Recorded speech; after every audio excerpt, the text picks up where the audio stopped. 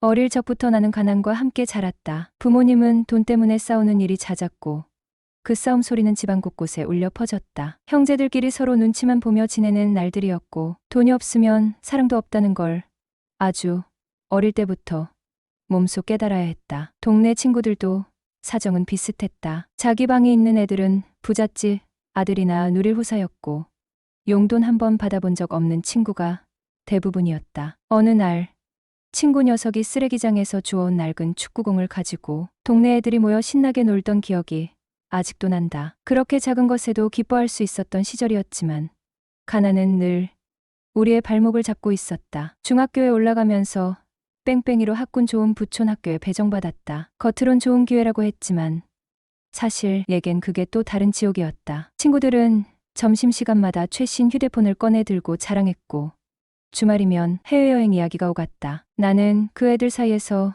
괜히 주눅이 들어 책상만 보고 있었다. 내가 다른 세상에 살고 있다는 걸 매일같이 느꼈다. 가진 것도 없고 배운 것도 없고 나의 미래는 그저 가난의 연장선처럼 보였다. 시간은 흘러 어영부영 30대가 되었다. 하지만 상황은 크게 나아지지 않았다. 한 달 월급은 바닥을 기었고 그마저도 유흥비로 다 써버리며 자포자기하는 날들의 연속이었다. 여자친구? 그런 건 내 인생과는 거리가 멀었다. 결혼은 아예 꿈도 꿀 수 없는 얘기였다. 내 인생에 빛이 들어올 날이 있을까? 매일같이 자문했지만 답은 늘 같았다. 없다고. 그렇게 하루하루를 살던 어느 날, 한 여자가 내 인생에 등장했다. 그녀는 부유한 집안의 사람이었다. 처음엔 그냥 나를 친절하게 대하는 사람이겠거니 했지만 그녀는 매번 나를 볼 때마다 살짝 미소를 지으며 말을 건넸다. 정태 씨, 우리 정태 씨, 오늘 저녁은 먹었어? 우리 집에 와서 밥 먹을래? 솔직히 그 말에 내 마음이 덜컥 내려앉았다. 밥 한 끼가 이렇게 크게 느껴질 줄은 몰랐다. 그녀의 집밥은 내게 무언가를 떠올리게 했다. 내가 잊고 살았던 따뜻함과 안락함이었다. 우리는 자연스레 서로의 집을 오가게 됐다. 집밥을 먹으면서 그녀의 이야기를 들었다. 그녀는 결혼 생활 동안 남편에게 사랑받지 못했고 아이를 낳지 못했다는 이유로 쫓겨났다고 했다. 나는 내 흙수저 인생 이야기를 들려줬다. 그녀는 말했다. 정태 씨도 참 고생 많았겠어. 우리는 술을 한 잔씩 나누며 서로의 상처를 어루만졌다. 서로의 결핍을 채워주는 관계가 되어갔던 것이다. 나는 그녀가 받지 못했던 남편의 사랑을, 그녀는 내가 어릴 적 느끼지 못했던 모성을 서로에게 주었다. 돌아보면 우리는 참으로 잘 맞는 사람들이었다. 어느 날 늦은 퇴근길에 그녀가 차 트렁크에서 커다란 상자 하나를 꺼내는 모습을 보고는 나도 모르게 한치의 망설임 없이 그녀에게 다가가 짐을 들어주겠다고 했다. 아줌마, 무거워 보이는데 제가 들어드릴게요. 어머나, 안 그래도 되는데 괜히 나 때문에 미안해서 어쩌나. 이웃사촌인데 뭐 어때요. 더군다나 바로 옆집에 사는데 서로 돕고 살아야죠. 고마워요. 별 말씀을요. 라면 박스만한 크기의 짐은 생각보다 묵직했다. 그래도 남자다운 모습을 보이기 위해 짐들을 번쩍 들어올려 문 앞까지 옮기자 그녀는 나를 의식하며 보드라운 머리칼을 한번 쓱 쓸어 올리더니 총각 그렇게 안 봤는데 힘 좀 쓰네 그래. 그러면서 옅은 웃음을 지어 보였다. 이상하게도 그 순간 살짝 설레어오는데 나조차도 놀라고 말았다. 이 느낌은 도대체 뭐지? 내가 왜 반응하는 거지? 고마워서 어쩌죠? 그녀는 한층 말투가 상냥하고 희죽희죽거리며 웃고 있다. 시원한 음료라도 한잔하고 갈래요? 네, 주시면 좋죠. 저는 거부 같은 거 잘 못하거든요. 특히 예쁜 여자가 하는 말은 더더욱이요. 호, 총각도 참, 말도 참 이쁘게 하네. 여기 예쁜 여자가 어딨다고 그래? 어디 있기는요. 제 바로 앞에 계시잖아요. 역시 집안에는 남자가 있어야 한다니깐. 남편분은 어디 가셨어요? 나 혼자 살아요. 이혼했거든요. 아, 그러셨구나. 그럼 남자가 필요하면 연락 주세요. 언제든지요. 어머나, 그럼 나야 고맙지. 종종 오늘같이 힘쓰는 일이 필요할 때가 있더라고. 꼭 힘쓰는 거 아니더라도 생각나면 연락 줘요. 그럼 우리 서로 연락처 교환할까요? 정태 총각이라고 저장해 두세요. 그럼 난 은호가 줌마. 잠시 소파에 앉아 이런저런 이야기를 나누는데 유달리 이혼녀란 걸 강조한다. 뭐야, 나한테 어필이라도 하고 싶은 거야? 사실은 아줌마 미용실 앞을 몇 번 지나쳤는데 갈까? 말까? 고민만 하다 못 갔어요. 하하. 왜 오시지? 그랬어요. 지나갈 때마다 여자 손님들밖에 없어 부끄럽던데요. 호호. 뭐가 부끄럽다는 거예요.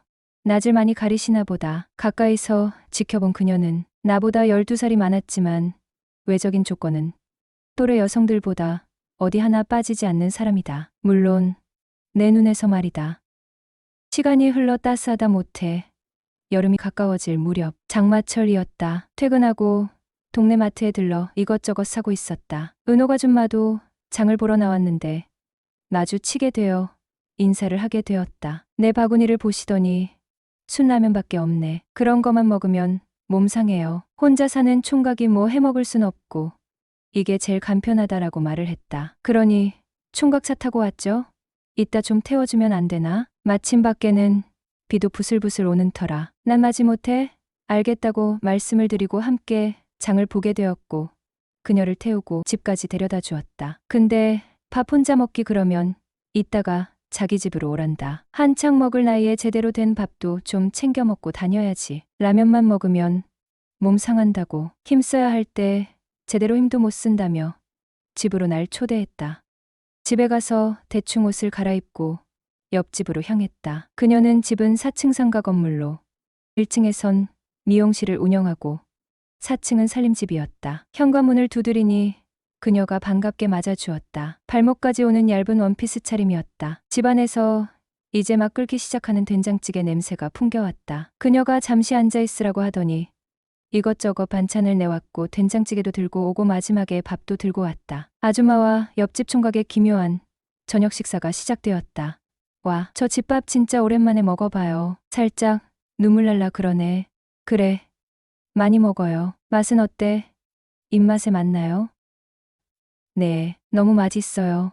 안 뺏어 먹으니깐 천천히 먹어. 그렇게 허겁지겁 식사가 끝나고 아줌마가 치우려고 할 때 가만 앉아있기 민망해서 그릇 몇 가지를 집어들면서 일어나려고 하자 아줌마가 그냥 앉아있으라고 한다. 난 한사코 아닙니다. 도와드려야죠. 밥도 얻어먹었는데 라고 하면서 그릇을 싱크대에 넣고 식탁 위에 있는 티슈로 식탁도 이리저리 닦았다. 대충 정리하고 뻘쭘하게 있었다. 근데 이번엔 아줌마가 앉아서 과일도 좀 먹고 가라고 하신다.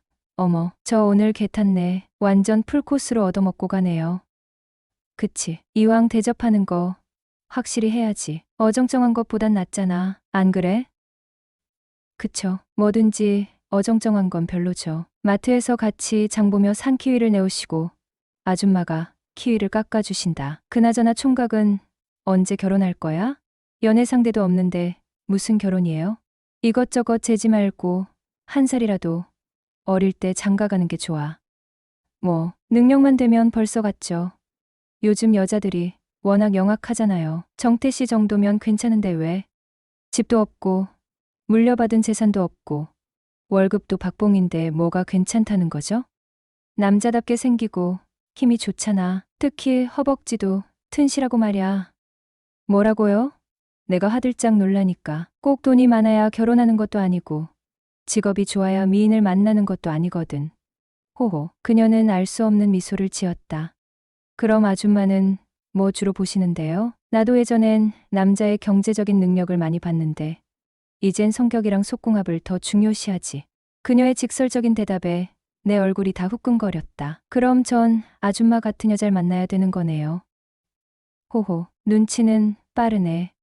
그녀의 미용실을 찾았다. 소파에 기대 TV를 보고 있다가 문 여는 소리에 몸을 획 하고 돌리는데 눈이 마주치자 그녀가 환하게 웃으며 총각, 우리 미용실에 드디어 왔네. 아, 네. 제 머리가 직모라서 이발을 자주 하는 편인데 앞으로 자주 올게요. 호호, 어렵게 찾아왔는데 내가 신경 많이 써야겠는걸. 자, 이리 와서 앉아요. 이후 본격적인 이발이 시작되었다. 앞머리 다듬을 때 알죠? 눈높이가 비슷해지잖아요. 그녀의 얼굴이 내 쪽으로 서서히 다가오는데 그녀의 숨소리도 다 들려오면서 순간 긴장이 되더라고요. 그래서 눈을 질건 감았죠. 정태 총각, 혹시 긴장돼요? 아니, 얼굴이 서로 너무 가까이 있으니 부끄러워서요. 참나, 남자가 이리도 숫기가 없어 어쩌나. 그때 시간이 8시가 조금 넘었는데 저녁 식사는 하셨어요? 아직요. 미용일은 원래 밥 제때 못 챙겨 먹어요. 커트 마무리하고 머리를 감겨주는데 이발을 자주 하시나 봐요? 네, 2달에 3번 정도요. 제가 직모라 옆머리가 조금만 길어도 자꾸 붕 떠 보여서요. 밤마다 야한 생각 많이 하시나 보네. 머리가 빨리 자라는 거 보면. 아니거든요. 저 야한 생각 그런 거 안 해요. 호호. 야한 생각 안 하는 남자도 있나?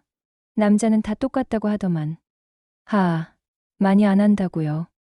그는 32살에 3살 많은 남편하고 결혼했답니다. 결혼할 때 나이가 적은 편이 아니라서 아이가 생기면 바로 낳기로 했다는데 처음 아이가 유산이 되었고 병원을 가서 유산된 이유를 물어보니 유산은 특별한 원인을 찾을 수 없는 경우인데 앞으로 습관성 유산으로 발전할 가능성이 크다고 했대요. 그리고 도저히 안 되면 시험관을 하는 게 낫다고 의사 선생님께서 말씀하셨답니다.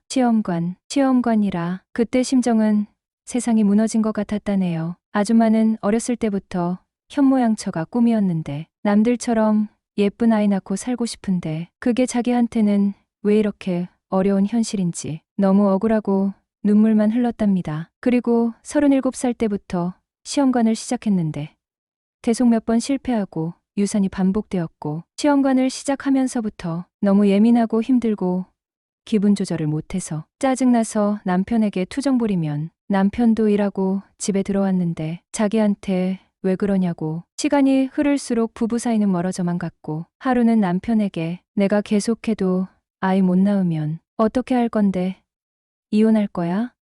남편은 아무런 대답도 못했답니다. 집안 장손인 남편이 아이를 갖고 싶은 건 당연했던 겁니다. 그 일로 매번 싸우고 한 번은 남편이 자기도 힘들다며 더 이상 참고 못 살겠다고 시험관이고 뭐고 다 때려치자고 화를 내서 그 일로 이혼을 했다더군요.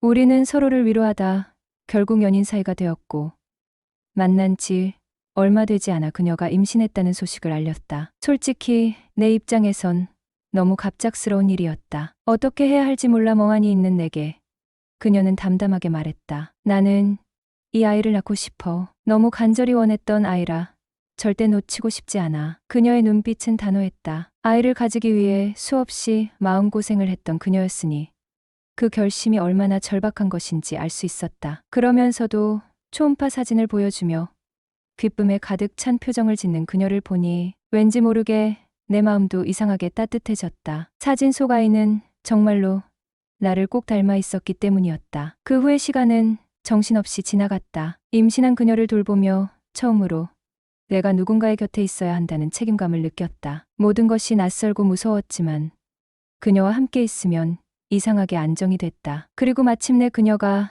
아이를 출산했을 때 나는 그 작은 생명을 품에 안고 삶이 완전히 달라지는 순간을 맞이했다. 이후 진행된 친자 확인 검사에서 아이가 내 아이라는 결과가 나왔고 내 마음속에 조금 남아있던 의구심마저 사라졌다. 물론 혼인신고는 쉽지 않았다. 그녀가 나보다 12살 연상이라는 사실은 나뿐 아니라 우리 주변 사람들에게도 큰 충격이었다. 특히 가족들은 걱정이 많았다. 너보다 나이도 많고 이혼 경력까지 있는 여자를 왜 굳이라는 말도 자주 들었다. 결국 우리는 모두의 반대에도 불구하고 혼인신고를 마쳤다. 집에서는 난리가 났지만 그녀가 아이를 품에 안고 울며 말했다. 정말 고마워. 너도 우리 아이도 내가 이렇게 행복해도 되는 걸까 싶을 정도야. 그녀의 말에 대답 대신 꼭 안아줬다. 우리의 사랑은 처음부터 쉽지 않았지만 그렇기에 더 단단해졌다. 지금도 나는 가끔 초음파 사진 속